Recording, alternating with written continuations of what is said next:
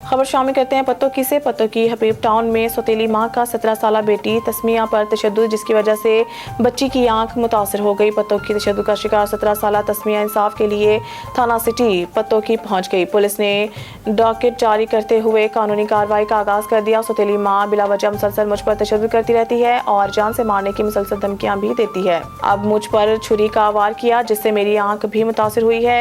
मुतासरा बच्ची ने वज़ीर आला पंजाब मरीम नवाज शरीफ से नोटिस लेकर इंसाफ दिलाने और तहफ़्फ़ुज़ फराहम करने का मुतालबा किया है। क्या हुआ है?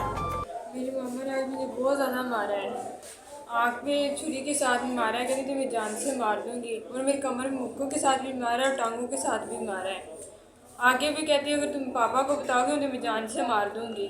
तो पापा के सामने मैंने कभी नहीं बोला, पापा बहुत मेरे अच्छे हैं और बहुत मेरे पे जुल्म और ज़्यादती करती है। सुबह से उठाती है और शाम तक मुझसे सारे घर के काम करवाती है। वजह क्या बनती बेटा मारने की?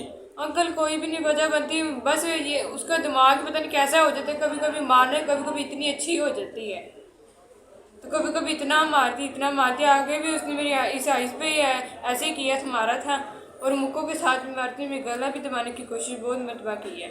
अब वो कहते मैं तुम्हें जान से मार दूंगी।